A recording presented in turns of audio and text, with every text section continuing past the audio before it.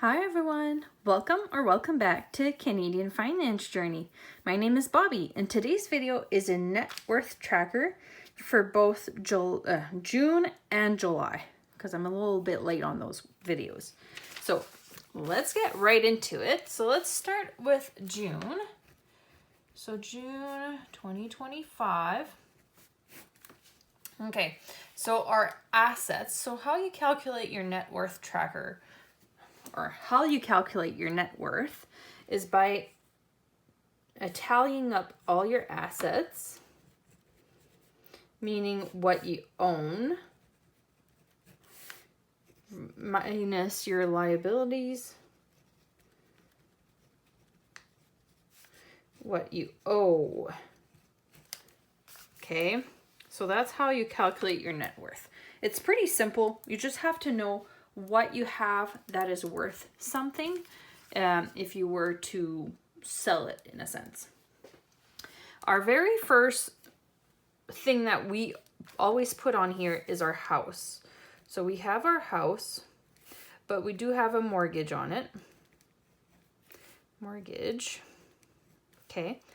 Our house is worth $280, and our mortgage in June was at $233,570. Okay. Our next one is our SUV. Our SUV, I always put 8100. That's just what it was on the blue book at the beginning of the year, and I'm just gonna stick with that one for that number for now. I don't owe anything on that. Our car is worth 34. So our SUV is a 2013 Toyota Highlander. It is a limited, so that's where it's worth a little bit more. Our car is a 2010 Toyota Corolla. And like I said, we don't owe anything on our cars. Our next one is Mom Lira. And this is a locked-in retirement account. That means I cannot touch it before retirement. I have a Mom RRSP, which is a registered retirement savings plan. I have Mom a tax-free savings account, and that's a trial technically right now. And then I have a Mom retirement. For my new job, it's called a CBE. I'll have to double check. So it's like a union benefit. Anyways, it's a retirement plan for my my work that I have at this moment. The Lira was retirement money that I got from my previous job back out west. So my Lira is at 31,415. So that's been going up because the interest has been going up on that. This is all self-directed investments. All these accounts I have, except this last one. This RRSP, I'm just going to give you numbers, 34.55, and tax-free savings account is at 45.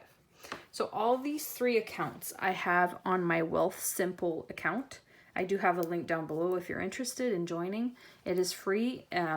What I have in here is that my old employer had a retirement account for me. I transferred it to my Wealthsimple account into a Lira account. But it's self-directed investment. So I took that $31,000, I invested it in a stock, and now I'm making interest off of it. I'm also making dividends off of it. So this is my way of starting out investments, practicing my investments. So with these three accounts is what I have been doing it with that. And that's really good because it has been going up. It's actually, I think I transferred like 28 maybe. So I've gained some money on that, and I've transferred it at the beginning of this year. Yeah, beginning of this year in April, I think. So I've been actually really impressed with that, how that has been going. So I am looking forward to being able to add more to these accounts eventually. For now, this is what it is. My retirement for my new job, this is a number that I just received in the beginning of July. So I added it to my June. What this is they take a certain amount per paycheck to deposit into this, and then my employer, there's an employer match. I have a 7.5% deduction from my paycheck, and then the employer match. So that's roughly around the 15% retirement account that they suggest that you have to save. This one is at $11,555. And then I have, let's see, my husband. So this is all mom. And my husband has a Lira, and he has an RRSP. And with his job, he doesn't have any retirement for this new job. But his Lira from his past job, he is at $22,495. And his RRSP is at $6,520. And then I have my high yield savings account, which is my SOS money, my emergency money. I have 9,005. And then I have savings. So this money includes my bills account, any of my emergency, like car emergency, house emergency, pet emergency funds. I only have 1,600 on there.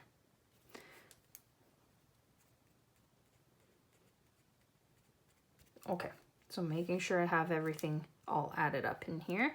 So that total $377,590. So that's how much we own right now in all of these different things. What I owe is my mortgage. I have this number here, and I have two credit cards, a PC credit card and then a mom credit card is how I call it. It's not just me using it, but it's just because it's a link to my banking account. My PC was at $46.55, and then my other one is at $16.50. And unfortunately, we still use those two. We will slowly decrease them at some point. $578. So that's $239,875 for our liabilities. So this is how much we owe. This is how much we own. And if you do this number, our assets minus our liabilities, that totals our net worth. Net worth at $137,715. Whoops, there's a 1. Okay, so from last month I had $133,915. That's how much I had for our last month total net worth. So that means I have an increase of $3,800 for this month. So that's really exciting, but most of it comes from my retirement because I just got my numbers recently. So this is our, oh, and I thought it was really fun because I've been doing my credit score lately. Credit score. It was at 815. This is my credit score at the end of June. And I thought it would be nice to check what the Canadian average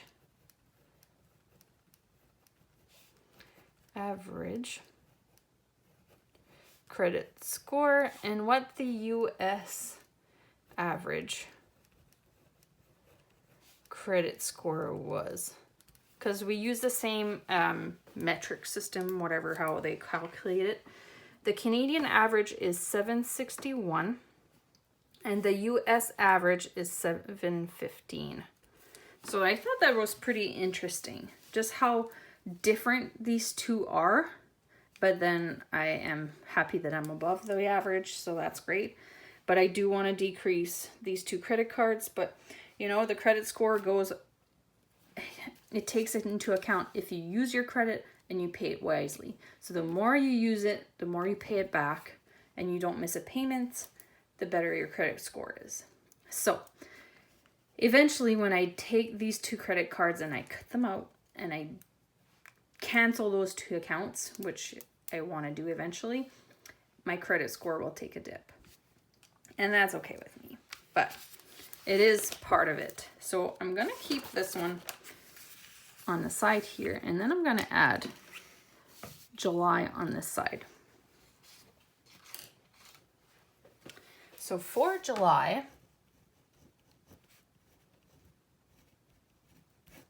so our assets, so same thing. So our assets and liabilities are always the same because we actually don't do too much anything different. I'm gonna put house, SUV, car, mom lira, mom RRSP, mom tax-free savings account, mom CBE, dad lira, dad RRSP, high yield savings account, SOS money, and savings. Okay, so that is that. And then our liabilities is our mortgage, PC credit card, and mom credit card. There. So those are all our things here. So let's compare these amounts. Our house, I always keep it at $280. That's because we got it assessed at the beginning of the year because we had, or last year, because we had to get our roof fixed for our mortgage. In our mortgage, we actually decided to add a little bit more money into our mortgage to pay for the roof fix for the first year we got the house because it was really needed. So we added that to our mortgage. And after that, we had to get our house assessed to make sure that the changing the roof improved the value of our house. And it did. And they gave us an estimate of how much our house was worth. So I'm just going to keep that number throughout the whole thing until I get a different number. But for now, that's the one I'm going with. And like I said, with the SUV and the car, I always say, I'm keeping the same numbers, but I did check the blue book at the beginning of the year, and I'm just going to keep the numbers the same for the whole year, so it makes it easier for us to calculate things. My lira is at 31,395. Our RSP 34.55. My mom's CBE 11,555. So this number I'm also going to keep the same just because this number is what technically, so at the end of 2024, I just got in the mail in July how much I have in that retirement account by the end of like December 2024. This is the number they gave me. But, however, in January through today, every time I get a paycheck, I get a certain percentage, the 7.5% that is taken out from my paycheck to go directly into this account. So technically it has grown since that, but I'm just going to keep it at this number because I know that this is the accurate number by the end of 2024. And the other ones, I'm just not going to tally up every time I get money put into it and whatnot. I'm just not going to keep track of it. It makes it simpler, but it also makes my net worth not exactly perfect, but that's okay. I'm okay with that. That makes it lower than what it actually is, which is fine with me. And my tax-free savings account was at 95. My husband's lira, he is at 22,915. And then my husband's RRSP is at 66.40. So his investments, his lira and his RRSPs, are also invested the exact same way that I invest mine. I just take care of his on his phone, on his account. I just tell him, like, let me check your Wealthsimple account, and then he gives it to me. I check it out, make sure that everything's still in line, and then I write my numbers here. However, I am the one learning to invest. So I'm doing mine and I'm also doing his. But they are going up, so I'm feeling like I'm doing something right. Also, I can see that the investments are going up with the interest rates because I invested in stocks. So that can be fluctuating, and sometimes they dip, sometimes they go back up. But in general, they should be going up in the long term, this is our retirement account. We're in our 20s and 30s. It should be going up from here. So our high yield savings accounts, or our SOS money, I put 9,000 here. It's not because I didn't have any more additional money. It's because this was interest, and what I decided to do is take the interest that I had accumulated and put it on towards the credit card payment. So I rounded it to 9,000, and that's a decent emergency fund for now. This is like a 1 month emergency fund, so it's still pretty good. And our savings was at 2,725. Our mortgage, what we owe, 233, 110. Our PC was at 47, and our MasterCard at 15.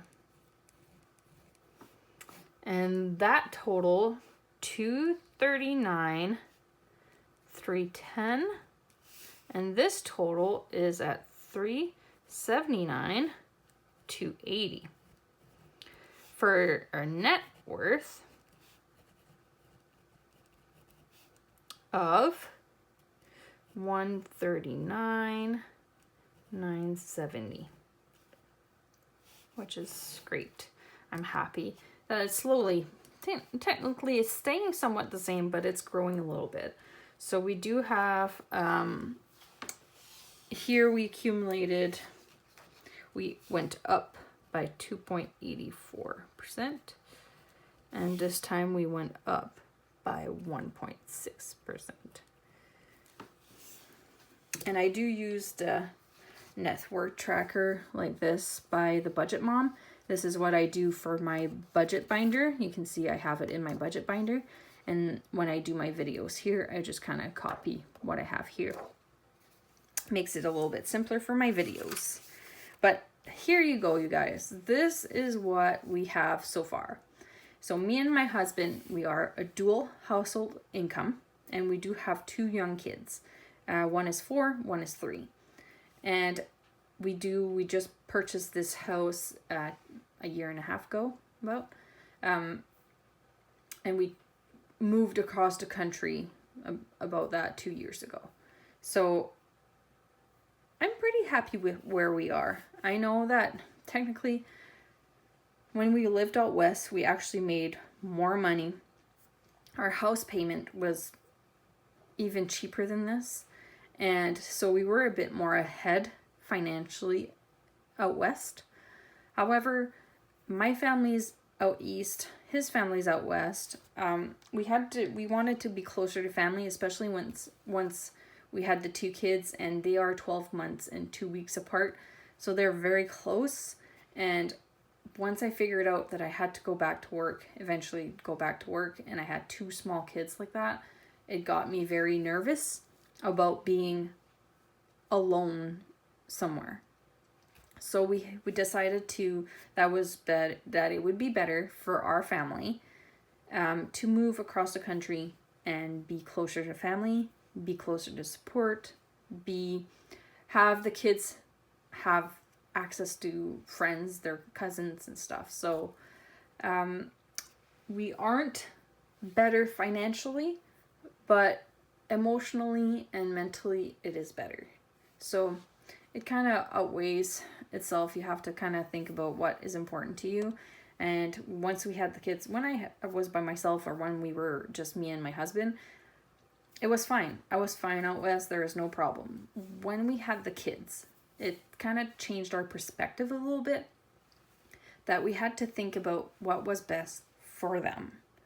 And we discussed it, and we thought it was better for them to be closer to family, cousins, grandparents, and more support system for them as well. So that is our net worth tracker for June and July. And if you're interested in what my other trackers were, net worth trackers were, go look at my past videos. I do have a 2025 playlist, and it's in that. I have all my growth and struggles throughout 2025. I have it linked down below. I really appreciate you guys for watching. I am looking forward to having this increase in the next half of the year. Summer's always a little bit more tough because you do more activities, there's more expenses, there's more knickknacks that comes with it.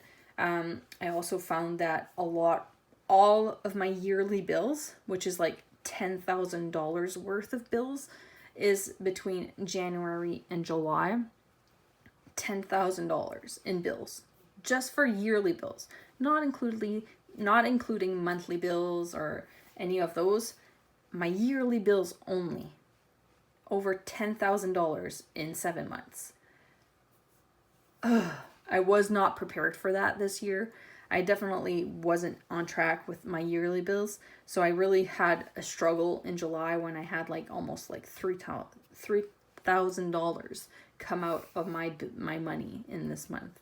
So I'm happy that August to December is a little bit more calm in terms of yearly bills. But let me tell you that I learned my lesson, and I'm going to prepare in advance. So this next 6 months might be a little bit more dense in bill paying anyways, just because I want to be prepared for the first half of 2026 for those gazillion bills. Like our property taxes, our car insurance, our house insurance, our life insurance. Me and my husband both have a perm and a term. So we have 2 life insurances. We have the Costco membership and my work membership, and all these kind of yearly fees that we pay once a year. They all land between January and July, and it's like $10,000. So it's over $10,000. But anyways, we will be prepared for 2026. But I'm looking forward to having this increase in the long run, having these decrease in the long run, all these, but increasing on this side. So I hope you stick around and you keep watching my journey and supporting me through it. I appreciate you all for watching, and we will see you in the next video, you guys.